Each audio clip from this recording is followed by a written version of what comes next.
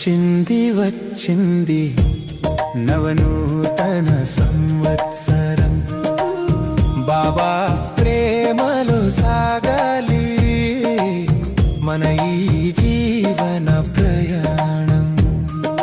వచ్చింది వచ్చింది నవనూతన సంవత్సరం, బాబా ప్రేమలో సాగాలి మన ఈ జీవన ప్రయాణం.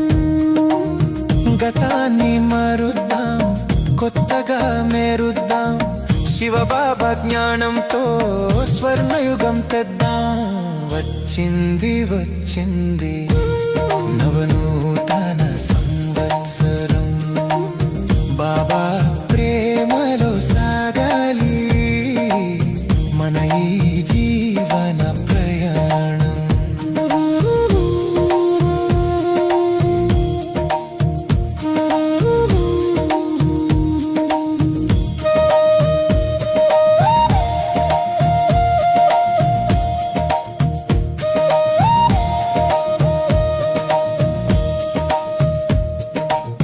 పాత సంస్కారాలను యోగాగ్నిలో దహించుదాం, గతం గత అనుకుంటూ తేలికగా మారిపోదాం.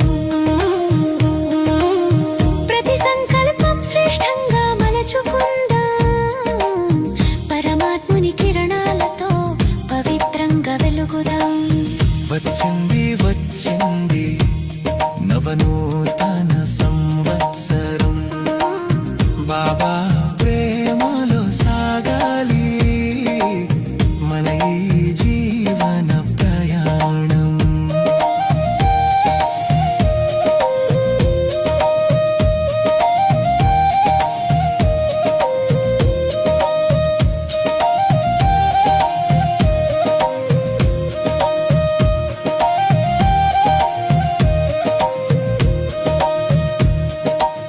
దృఢ సంకల్పమే మనకు విజయ తిలకం, దివ్య గుణాల ధారణయే నిజ ఆభరణం. స్వయం పరివర్తనతో విశ్వ పరివర్తన చేద్దాం, శాంతి సాగరుని ఒడిలో సేద తీరుదాం. వచ్చింది వచ్చింది నవనూతన సంవత్సరం, బాబా ప్రేమలో సాగాలి మన ఈ జీవన ప్రయాణం.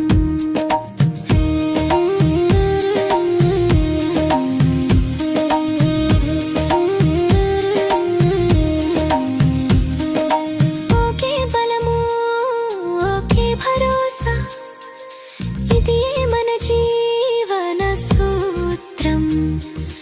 బాబా లగ్నంలో మగ్నమై పొందుదాం అతీంద్రియ సుఖం. సంగమయుగపు ప్రతిక్షణం వజ్రతుల్యం, బాబా వరదానాలతో నిండేను మన జీవితం. వచ్చింది వచ్చింది నవనూతన సంవత్సరం, బాబా ప్రేమలో సాగాలి మన ఈ జీవన ప్రయాణం. ఓం శాంతి. మురళీ డేట్ 1/1/2026. మధురమైన పిల్లలారా, మీరు రిఫ్రెష్ అయ్యేందుకు తండ్రి వద్దకు వచ్చారు. తండ్రిని వారసత్వాన్ని స్మృతి చేస్తే సదా తాజాగా ఉంటారు. ప్రశ్న: వివేకవంతులైన పిల్లల ముఖ్య గుర్తులు ఏమిటి? జవాబు: ఎవరైతే వివేకవంతులుగా ఉంటారో వారికి అపారమైన సంతోషం ఉంటుంది. ఒకవేళ ఖుషీ లేదు అంటే బుద్ధిహీనులని అర్థము. వివేకవంతులనగా పారసబుద్ధి గలవారిగా అయ్యేవారు. వారు ఇతరులను కూడా పారసబుద్ధి గలవారిగా తయారు చేస్తారు. ఆత్మీక సర్వీసులో బిజీగా ఉంటారు. తండ్రి పరిచయాన్ని ఇవ్వకుండా ఉండలేరు. ఓం శాంతి. తండ్రి కూర్చొని అర్థం చేయిస్తారు. ఈ దాదా కూడా అర్థం చేసుకుంటారు. ఎందుకంటే తండ్రి దాదా ద్వారా అర్థం చేయిస్తారు. మీరెలా అర్థం చేసుకుంటారో అలా ఈ దాదా కూడా అర్థం చేసుకుంటారు. దాదాను భగవంతుడని అనరు. ఇది భగవాను వాచ. ముఖ్యంగా ఆత్మాభిమానిగా అవ్వండి అని తండ్రి అర్థం చేయిస్తారు. ఇది ఎందుకు చెప్తారు? ఎందుకంటే స్వయాన్ని ఆత్మగా భావిస్తేనే మనం పతిత్ పావనుడైన పరంపిత పరమాత్మ ద్వారా పావనంగా అవుతాము. ఈ జ్ఞానము బుద్ధిలో ఉంది, అందరికీ తెలియచేయాలి. మేం పతితులుగా అయ్యామని కూడా పిలుస్తూ ఉంటారు. కొత్త ప్రపంచం తప్పకుండా పావనంగానే ఉంటుంది. కొత్త ప్రపంచాన్ని తయారు చేయవారు, స్థాపన చేసేవారు తండ్రే అయినారు. వారినే పతిత్ పావన్ బాబా అని పిలుస్తూ ఉంటారు. పతిత్ పావనుడని జతజతలో తండ్రి అని కూడా అంటారు. తండ్రిని పిలిచేది ఆత్మలే, శరీరము పిలవదు. ఆత్మలైన మన తండ్రి పారలౌకికులు, వారే పతిత పావనులు. ఇది బాగా గుర్తుంచుకోవాలి. ఇది కొత్త ప్రపంచమా లేక పాత ప్రపంచమా అర్థం చేసుకోగలరు కదా. ఎంత బుద్ధిహీనులుగా ఉన్నారంటే మేము అపారమైన సుఖంలో ఉన్నామని, స్వర్గంలో కూర్చొని ఉన్నామని భావిస్తారు. కానీ కలియుగాన్ని ఎప్పుడూ స్వర్గమని అనరని కూడా అర్థం చేసుకోవాలి. దీని పేరే కలియుగము, పాత పతిత ప్రపంచము. వ్యత్యాసం ఉంది కదా. మనుషుల బుద్ధిలో ఇది కూడా కూర్చోదు. పూర్తిగా శిథిలావస్థలో ఉన్నారు. పిల్లలు చదవలేదంటే మీరు రాతి బుద్ధి గలవారని అంటారు కదా. మీ గ్రామ నివాసులు పూర్తిగా రాతి బుద్ధి గలవారిగా ఉన్నారని బాబా కూడా వ్రాస్తారు. ఎందుకంటే ఇతరులకు అర్థం చేయించరు. స్వయం పారస్ బుద్ధ గలవారిగా అయినట్లయితే ఇతరులను కూడా ఎలా తయారు చేయాలి, పురుషార్థం చేయాలి, దీనిలో సిగ్గుపడవలసిన మాటే లేదు. కానీ మనుషుల బుద్ధిలో అర్ధకల్పం ఉల్టా అక్షరాలు కూర్చొని ఉన్నాయి. అది మర్చిపోలేరు. ఎలా మర్చిపోవాలి? మరిపింపచేసే శక్తి కూడా ఒక్క తండ్రి వద్దనే ఉంది. తండ్రి తప్ప ఈ జ్ఞానాన్ని ఎవ్వరూ ఇవ్వలేరు. అందరూ అజ్ఞానులే. జ్ఞానసాగర్లైన తండ్రి వచ్చి వినిపించనంత వరకు వారికి జ్ఞానమెలే వస్తుంది. తమో ప్రధానమంటే అజ్ఞాన ప్రపంచము, సతో ప్రధానమనగా దైవీ ప్రపంచం. వ్యత్యాసం ఉంది కదా. దేవీ దేవతలే పునర్జన్మలు తీసుకుంటారు. సమయం తిరుగుతూ ఉంటుంది. బుద్ధి కూడా బలహీనమవుతూ ఉంటుంది. బుద్ధి యోగాన్ని జోడించడం ద్వారా ఏ శక్తి లభిస్తుందో అది మళ్ళీ సమాప్తమైపోతుంది. ఇప్పుడు తండ్రి మీకు అర్థం చేయిస్తూ ఉన్నారు కాబట్టి మీరు ఎంతగా రిఫ్రెష్ అవుతారు. మీరు తాజాగా ఉండేవారు, విశ్రాంతిగా ఉండేవారు. పిల్లలు మీరు వచ్చి రిఫ్రెష్ అయ్యి విశ్రాంతి కూడా పొందమని తండ్రి కూడా వ్రాస్తారు. రిఫ్రెష్ అయిన తర్వాతే మీరు సత్యయుగంలో విశ్రాంతి పురిలోకి వెళ్తారు. అక్కడ మీకు చాలా విశ్రాంతి లభిస్తుంది. అక్కడ సుఖము, శాంతి, సంపద మొదలైనవి మీకు లభిస్తాయి. కనుక రిఫ్రెష్ అయ్యేందుకు, విశ్రాంతి పొందేందుకు తండ్రి వద్దకు వస్తారు. రిఫ్రెష్ కూడా శ్రీబాబాయే చేస్తారు. విశ్రాంతి కూడా బాబా వద్దనే తీసుకుంటారు. విశ్రాంతి అంటే శాంతి. అలిసిపోయి విశ్రాంతి పొందుతారు కదా. విశ్రాంతి పొందేందుకు ఒక్కొక్కరు ఒక్కొక్క చోటికి వెళ్తారు. అందులో రిఫ్రెష్మెంట్ విషయమే లేదు. ఇక్కడ తండ్రి మీకు రోజు అర్థం చేయిస్తూ ఉంటారు. కాబట్టి మీరు ఇక్కడికి వచ్చి రిఫ్రెష్ అవుతారు. స్మృతి చేయడం ద్వారా మీరు తమో ప్రధానం నుండి సతో ప్రధానంగా అవుతారు. సతో ప్రధానంగా అయ్యేందుకు మీరు ఇక్కడికి వస్తారు. దీని కొరకు ఏ పురుషార్థం చేస్తారు? మధురాతి మధురమైన పిల్లలారా, తండ్రిని స్మృతి చెయ్యండి. ఈ సృష్టి చక్రం ఎలా తిరుగుతుందో, మీకు విశ్రాంతి ఎలా లభిస్తుందో తెలిపేందుకు తండ్రి పూర్తిగా శిక్షణ ఇచ్చారు. ఈ విషయాలు ఎవ్వరికీ తెలియవు కనుక వారికి కూడా తెలియచేయండి. తద్వారా వారు కూడా మీలాగే రిఫ్రెష్ అవుతారు. అందరికీ సందేశాన్ని ఇవ్వడమే మన కర్తవ్యము. అవినాశిగా రిఫ్రెష్ అవ్వాలి. అవినాశి విశ్రాంతిని పొందాలి. అందరికీ ఇదే సందేశం ఇవ్వండి. తండ్రిని, ఆస్తిని స్మృతి చేయండి. అందరికీ స్మృతిని ఇప్పించాలి. చాలా సహజమైన విషయము. అనంతమైన తండ్రి స్వర్గాన్ని రచిస్తారు, స్వర్గ వారసత్వాన్ని ఇస్తారు. ఇప్పుడు మీరు సంగమయుగంలో ఉన్నారు. మాయా శాపం గురించి, తండ్రి వారసత్వం గురించి మీరు అర్థం చేసుకున్నారు. ఎప్పుడైతే మాయా రావణ్ శాపము తగులుతుందో అప్పుడు పవిత్రత కూడా సమాప్తమవుతుంది. సుఖశాంతులు కూడా సమాప్తమైపోతాయి. ధనం కూడా సమాప్తమైపోతుంది. ఇలా నెమ్మది నెమ్మదిగా సమాప్తమవుతుందని, అందుకు ఎన్ని జన్మలు పడుతుందో కూడా తండ్రి తెలిపించారు. దుఃఖధామంలో విశ్రాంతి లభించదు. సుఖధామంలో విశ్రాంతియే విశ్రాంతి. భక్తి మనుషుల్ని ఎంత అలసిపోయేట్లు చేస్తుంది. జన్మలు భక్తి అలసట కలగచేస్తుంది, బికారులుగా చేసేస్తుంది. ఇది కూడా తండ్రి మీకు ఇప్పుడు అర్థం చేయిస్తున్నారు. కొత్త వారు వచ్చారంటే ఎంతగా అర్థం చేయిస్తారు. ప్రతి విషయాన్ని మనుషులు ఆలోచించి చేస్తారు. ఇంద్రజాలంలో పడరాదని భావిస్తారు. మీరు భగవంతుణ్ణి ఇంద్రజాలికుడని అంటారు కనుక నేను ఇంద్రజాలికుడనని అని కూడా చెప్తున్నాను. మీరు జంతువులు కారు కదా. ఇది బుద్ధి ద్వారా అర్థం చేసుకోవలసి వస్తుంది. దేహాభిమాని ఎద్దుకు సూరమండలములోని దివ్యత్వం ఎలా అర్థమవుతుంది?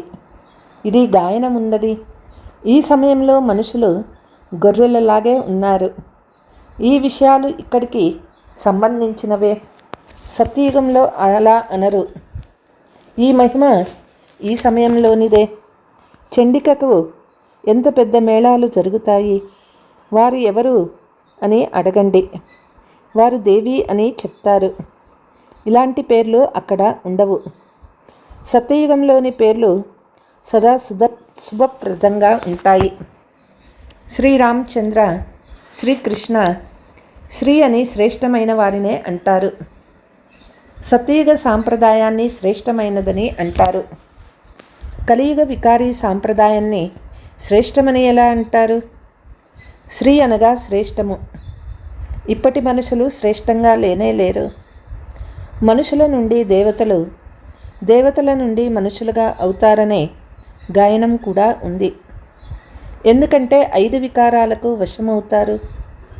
రావణ రాజ్యంలో అందరూ మనుషులే ఉన్నారు. అక్కడ దేవతలుంటారు. దానిని దైవీ ప్రపంచమని, దీనిని మనుషుల ప్రపంచమని అంటారు. దైవీ ప్రపంచాన్ని పగలు, మనుషుల ప్రపంచాన్ని రాత్రి అని అంటారు. పగలని జ్ఞాన ప్రకాశాన్ని, రాత్రి అని అజ్ఞాన అంధకారాన్ని అంటారు. ఈ వ్యత్యాసం గురించి మీకు తెలుసు. ఇప్పుడు అన్ని విషయాలు మీ బుద్ధిలో ఉన్నాయి. ఇంతకుముందు మనకు ఏమీ తెలియదని మీకిప్పుడు తెలుసు. ఇప్పుడు అన్ని విషయాలు బుద్ధిలో ఉన్నాయి. రచయిత, రచన, ఆది మధ్యాంతాల గురించి తెలుసా? ఋషులు మునులను అడిగితే వారు కూడా నేతి నేతి అని అంటూ వెళ్ళిపోయారు. మనం కూడా మొదట నాస్తికులుగా ఉండేవారమని ఇప్పుడు మీకు తెలుసు. ఇంతకుముందు బేహద్దు తండ్రిని గురించి తెలియదు. వారు అసలైన అవినాశీ తండ్రి, ఆత్మలకు తండ్రి. మనము బేహద్దు తండ్రికి చెందిన వారిగా అయ్యామని, వారిని ఎప్పుడూ తగలబెట్టారని పిల్లలు మీకు తెలుసు. ఇక్కడ అందరూ కాలిపోతారు. తండ్రి దగ్గర ఈ జ్ఞానం ఉన్నది. తండ్రి పిల్లలకు దేహాభిమానంలో రాకవద్దు, ఆత్మాభిమానులుగా అవ్వండి అని చెప్తూ ఉన్నారు. లేకుంటే తలక్రిందులుగా అవుతారు. స్వయాన్ని ఆత్మ అని మర్చిపోతారు. డ్రామా రహస్యాన్ని కూడా బాగా అర్థం చేసుకోవాలి. డ్రామాలో ఏదైతే నిశ్చయింపబడిందో అది ఉన్నది ఉన్నట్లే రిపీట్ అవుతుంది. ఈ విషయం ఎవ్వరికీ తెలియదు. డ్రామా అనుసారంగా సెకండు ఎలా నడుస్తుందంటే జ్ఞానం కూడా బుద్ధిలో ఉన్నది. ఆకాశం యొక్క అంత్యాన్ని ఎవరూ పొందుకోలేరు. భూమి అంత్యాన్ని తెలుసుకోగలరు. ఆకాశము సూక్ష్మమైనది, భూమి స్థూలమైనది. చాలా వస్తువుల అంత్యాన్ని పొందలేరు. అందుకే అంతా ఆకాశమే ఆకాశము, పాతాళమే పాతాళము అంటారు. శాస్త్రాలలో విన్నారు కదా, కనుక పైకి కూడా వెళ్ళి పరిశోధిస్తారు. అక్కడ కూడా ప్రపంచాన్ని స్థాపించేందుకు ప్రయత్నిస్తారు. ఇక్కడ చాలా స్థాపించారు కదా. భారతదేశంలో కేవలం ఒక్క దేవీ దేవతా ధర్మం మాత్రమే ఉండేది. ఇతర ఖండాలు మొదలైనవేవీ లేవు. తర్వాత చాలా విస్తారంగా చేశారు. మీరు ఆలోచించండి, భారతదేశంలో కూడా చాలా చిన్న భాగాలు దేవతలుంటారు. యమునా నది తీరం ఉంటుంది. ఢిల్లీ స్వర్గంగా ఉండేది. దీనిని శ్మశానమని అంటారు. ఇక్కడ అకాల మృత్యువులు జరుగుతూ ఉంటాయి. అమరలోకాన్ని ఫరిస్తాన్ అని అంటారు. అక్కడ చాలా సహజ సౌందర్యం ఉంటుంది. వాస్తవానికి భారతదేశాన్ని ఫరిస్తాన్ అని అనేవారు. లక్ష్మీనారాయణులు ఫరిస్తాన్కు యజమానులు. ఎంతో శోభాయమానంగా ఉంటారు. వారు సతో ప్రధానమైన వారు. వారికి సహజ సౌందర్యం ఉంటుంది. ఆత్మ కూడా మెరిసిపోతూ ఉంటుంది. కృష్ణుడు ఎలా జన్మించారో పిల్లలకు చూపించబడింది. గది అంతా చమత్కారం జరిగినట్లయిపోతుంది. తండ్రి కూర్చొని పిల్లలకు ఈ విషయాలన్నీ అర్థం చేయిస్తారు. ఇప్పుడు మీరు ఫరిస్తాన్లోకి వెళ్ళేందుకు పురుషార్థం చేస్తూ ఉన్నారు. నెంబర్ వార్గా అయితే తప్పకుండా ఉంటారు. అందరూ ఒకే విధంగా ఉండరు. ఇంత చిన్న ఆత్మ ఎంత పెద్ద పాత్రను అభినయిస్తుందో ఆలోచించాలి. శరీరం నుండి ఆత్మ వెళ్ళిపోతే శరీరం గతి ఏమవుతుంది? ప్రపంచంలోని పాత్రధారులందరూ అనాదిలో రచింపబడిన పాత్రనే అభినయిస్తూ ఉన్నారు. ఈ సృష్టి కూడా అనాదే. అందులో ప్రతి ఒక్కరి పాత్ర కూడా అనాదే. ఈ సృష్టి రూపీ వృక్షంలోని గురించి తెలుసుకున్నప్పుడు ఇది అద్భుతమైనదని అంటారు. తండ్రి ఎంతో మంచి రీతిగా అర్థం చేయిస్తారు. అర్థం చేసుకునేందుకు ఎవరెంత సమయం తీసుకోవాలో అంత తీసుకుంటారు. బుద్ధిలో వ్యత్యాసం ఉంది కదా. ఆత్మ మనస్సు బుద్ధి సహితంగా ఉంది కదా. కనుక ఒకరికి మరొకరికి ఎంతో వ్యత్యాసం ఉంటుంది. మనము స్కాలర్షిప్ తీసుకోవాలని పిల్లలు మీకు తెలుసు కనుక హృదయంలో సంతోషం కలుగుతుంది కదా. ఇక్కడ కూడా లోపలికి వస్తూనే లక్ష్యం ఎదురుగా కనిపిస్తూనే తప్పకుండా సంతోషం కలుగుతుంది కదా. अच्छा, मीठे मीठे सिकीलते बच्चों प्रति मात पिता बाप दादा का याद प्यार गुड मॉर्निंग. रूहानी बच्चों के रूहानी बाप दादा को नमस्ते. हम रूहानी बच्चों के रूहानी मात पिता दादा को याद प्यार गुड मॉर्निंग नमस्ते नमस्ते.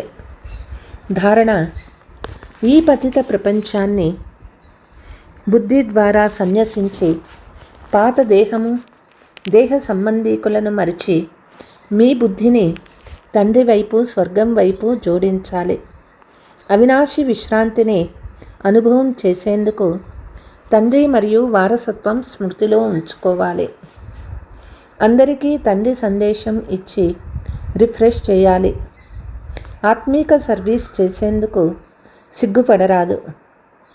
వరదానము: సంఘటనలో ఏకమతము మరియు ఏకరసా స్థితి ద్వారా సఫలతను ప్రాప్తి చేసుకునే సత్యమైన స్నేహి భవ.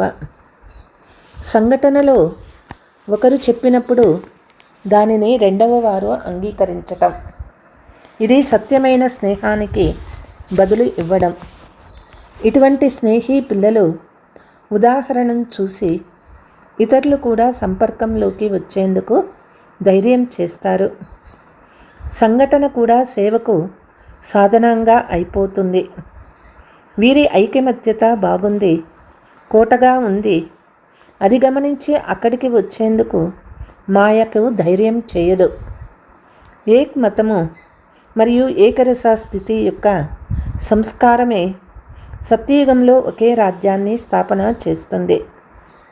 స్లోగన్: కర్మ మరియు యోగముల బ్యాలెన్స్ ఉంచేవారే సఫల యోగులు. సంగమ యుగంలోని సర్వతీవ్ర పురుషార్థి సోదర సోదరీలందరికీ నూతన సంవత్సర శుభాకాంక్షలు.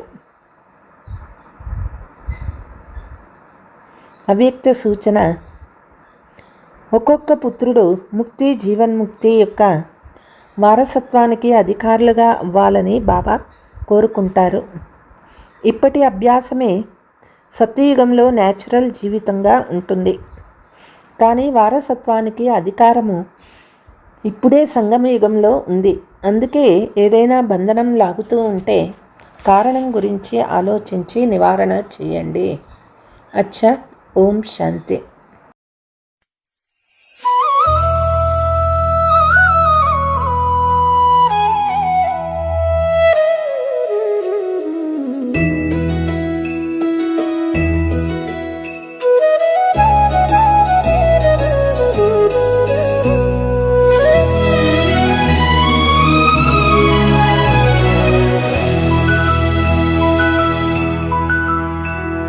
स्वागतं शुभस्वागतं मङ्गलं शुभमङ्गलं स्वागतं 2026 नव वसन्तमा नीकु स्वागतं नीकु जगमंता कलिसि आडि पाडे नीकु स्वागतं शुभ स्वागतं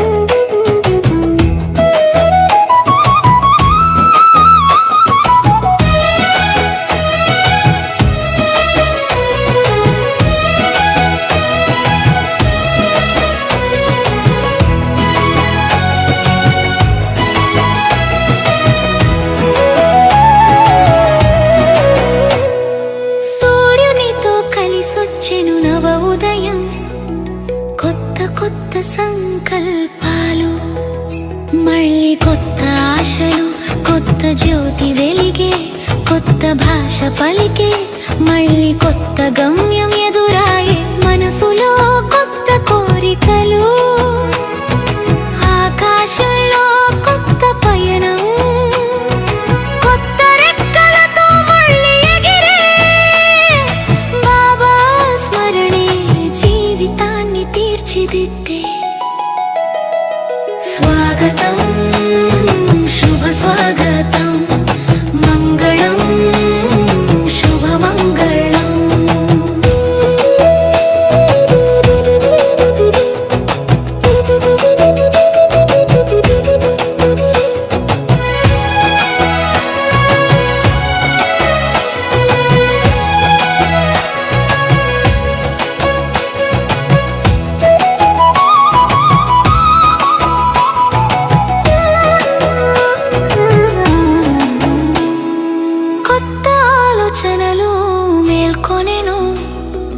కొత్త విశ్వాసం కలిగెను కొత్త దారులు వేసే మళ్ళీ కొత్త దిశను చూపే కొత్త ఉత్సాహం వికసించే కొత్త తరంగం ఎగసిపడే కొత్త ఇంద్రధనుస్సు ముస్తాబయ్యే విజయానికి మళ్ళీ కొత్త రంగులద్దే ఇప్పుడు కొత్త వెలుగులే ప్రసరించే స్వాగతం शुभ स्वागतं मङ्गलं शुभमङ्गलं स्वागतं 2026 नव वसन्तमा नीकु स्वागतं नीकु जगमंता कलिसि आडि पाडे नीकु स्वागतं शुभ स्वागतं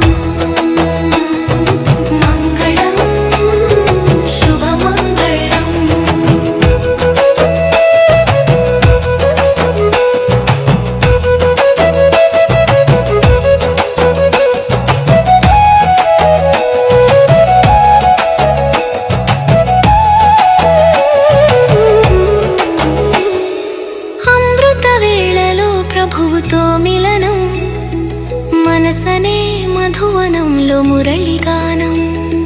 బ్రహ్మచర్యపు కమలం వికసించే, బ్రహ్మ భోజనంతో నిర్మలమయ్యే. కర్మయోగంతో యుగమే మారే, సేవలో ఈ జీవితం సఫలమయ్యే. ప్రతిరోజు ఉత్సాహాల ప్రవాహం, నుదుటిపై మెరిసే అదృష్ట సితార. ఆనందాల జల్లులో తడిసేను జగమంతా. శుభాగమనం ఆగమనం. 2026 నవ వసంతమా నీకు స్వాగతం. స్వాగతం శుభ స్వాగతం. మంగళం శుభమంగళం. స్వాగతం 2026 నవ వసంతమా